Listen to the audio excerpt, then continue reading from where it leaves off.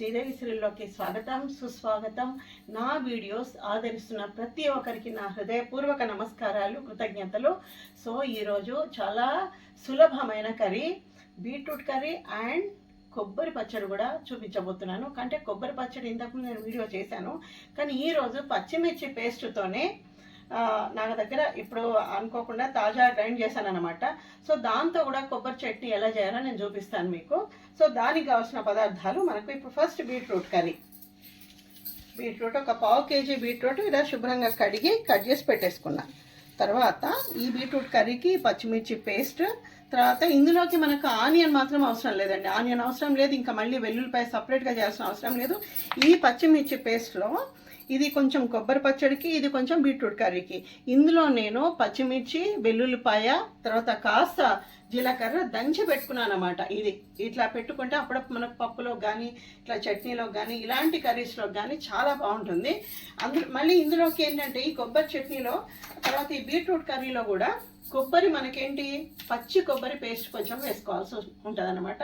తర్వాత యాజ్ యూజువల్గా మీకు పల్లీలు కూడా చూపించాలి కదా, పల్లీలు. సో పల్లీలు ఇది మనకు కావాల్సిన ఈ 2 కర్రీస్కి కావాల్సిన. ఇందులో ఆనియన్ లేదు, ఏం లేదు, జాగ్రత్తగా చూడండి, చాలా సింపుల్గా. ఇంకోటి ఏంటంటే బీట్రూట్ కర్రీ, ఇవి ధనియాలు, తర్వాత టొమాటో మీకు చూపించలేదు కానీ నేను, కరివేపాకు, రెండింటికి కావాల్సింది. ఈ టొమాటో ఒకటి కొబ్బరి చట్నీలోకి అవసరం పడుతుంది, కొన్ని ధనియాలు, ఇది కూడా కొబ్బరి చట్నీలోకి. తర్వాత మనము వేరుశనగ గుళ్ళు కొన్ని అవి తీసేసుకుందాం. ఇది మనకు కొబ్బరి చట్నీలోకి. 2 కన్ఫ్యూజ్ కాకుండా చూడండి, ఆనియన్ లేదు, ఏం లేదు. ఒక్కసారి బీట్రూట్ కానీ క్యారెట్ కానీ చాలామంది తినడానికి ఇష్టపడరు. నిజంగా నాకు కూడా అంతే, పచ్చివి అసలు ఎంత ఆరోగ్యానికి మంచిదో అంత తినలేను. కానీ మనము బీట్రూట్ కర్రీ ఇట్లా చేసేసుకుంటే సూపర్గా తినొచ్చు, అందులో పోషక విలువలు ఏమాత్రం తగ్గకుండా. సో నేను మీకు ఇవన్నీ క్లియర్గా చూపిస్తాను. చాలా సింపుల్ అండి, మరీ చెప్తున్నాను.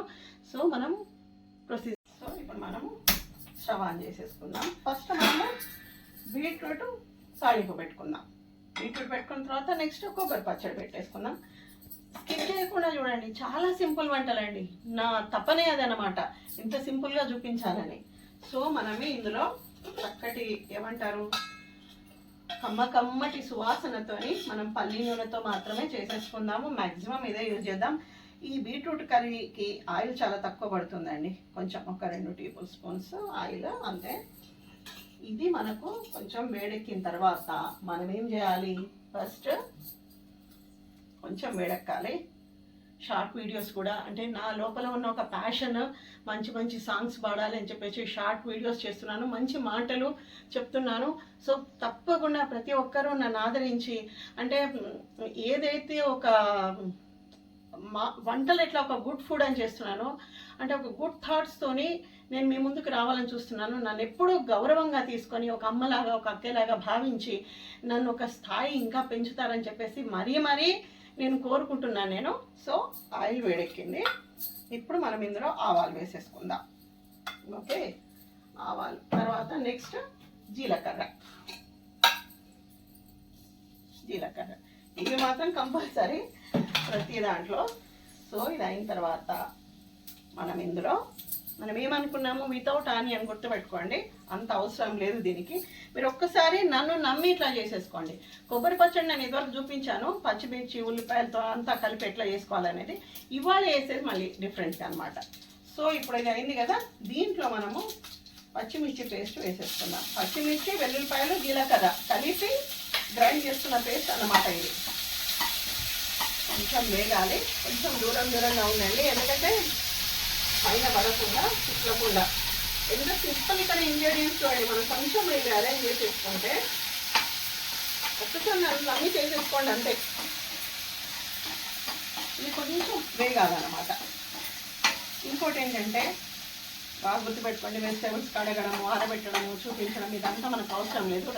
అన్నాను మీరు అందరూ, అంటే కాలం చాలా వేగవంతంగా పూర్తయిపోతుంది. ఒక డే స్టార్ట్ అయిందంటే ఎండ్ కావడానికి చాలా ఫాస్ట్గా అయిపోతుంది హరిబరి లైఫ్లో. వీడియో చూడడానికి కనీసం ఇంట్రెస్ట్ కలగాలనంటే సింపుల్గా చూపించాలి. ఎవరు వెజిటేబుల్స్ కానీ ఏది కానీ కడుక్కోకుండా ఏం మనం చెయ్యము. సో ఇప్పుడు మనకి పచ్చిమిర్చి వేగిపోయింది, పచ్చిమిర్చి పేస్ట్. ఇందులో నేను కొంచెము కరివేపాకు వేసేస్తున్నాను. ప్రతి దాంట్లో కరివేపాకు మీరు అలవాటు వేసేసుకోండి కంపల్సరీ. కరివేపాకు. ఈ కరివేపాకు కూడా కొంచెం వేగిన తర్వాత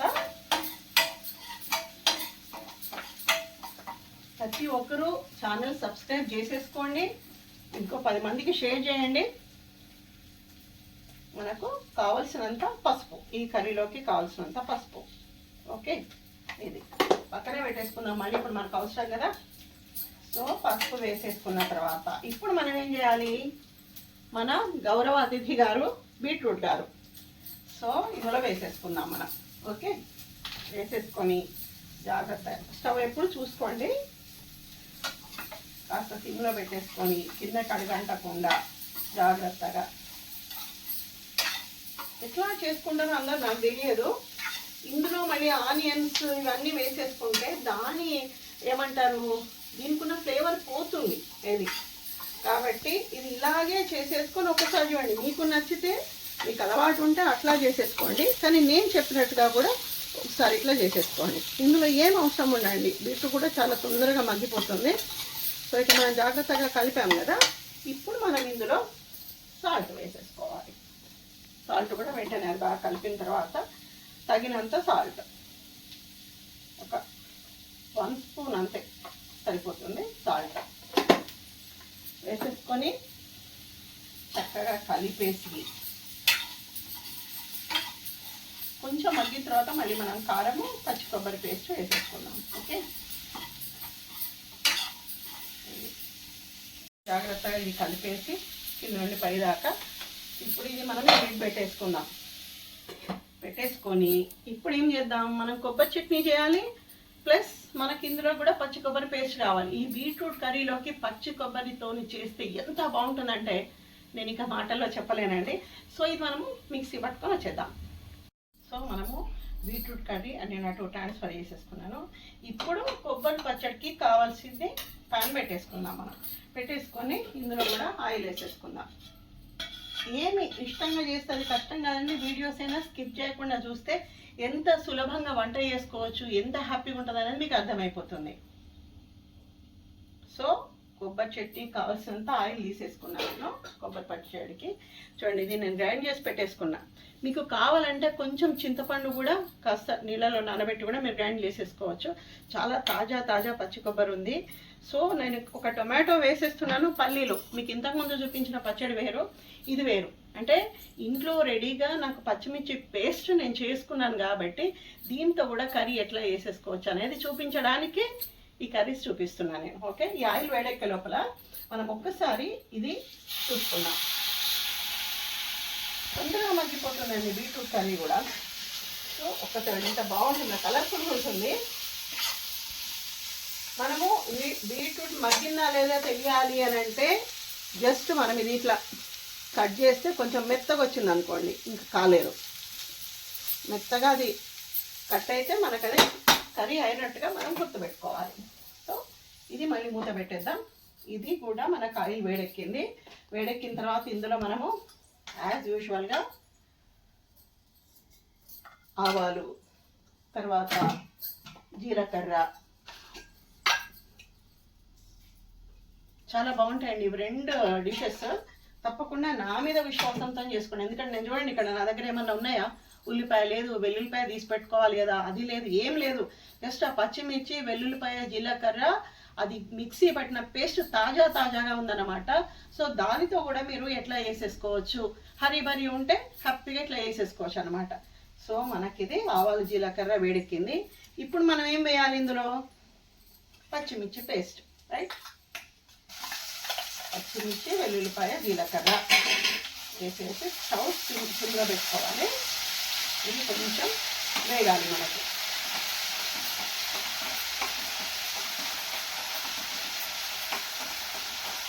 మీకు ఎన్నిసార్లు కృతజ్ఞతలు చెప్పినా తక్కువే, ఎందుకంటే చాలా షార్ట్ పీరియడ్లో నా వీడియోస్ ఆదరిస్తున్నారు. కాకపోతే లైక్ చేయండి, మంచి కామెంట్స్ పెట్టండి. నేను నిజంగా చేసేది చెప్పేది అంతా సింపుల్ అనమాట. ఇది మనకు అలవాటు కావాలి అన్న ఉద్దేశంతో వంటలు కానీ మాటలు కానివ్వండి, మంచి మాటలే చెప్పేది. సో ప్రతి ఒక్కరూ మీరు ఒక యజ్ఞం లాగా అనమాట. మంచిని 10 మందికి షేర్ చేయడంలో తప్పులేదు. అది కూడా ఒక ఏమంటారు, సమాజ సేవ కిందికే వస్తుంది. సో అట్లా మీరు కనీసం మీ వంతుగా ఒక 10 మందికి షేర్ చేయడం ప్రతి ఒక్కరూ అలవాటు చేసేసుకోండి ప్లీజ్. ఓకే, సో ఇది పచ్చిమిర్చి మనకి పేస్ట్ వేగిపోయింది.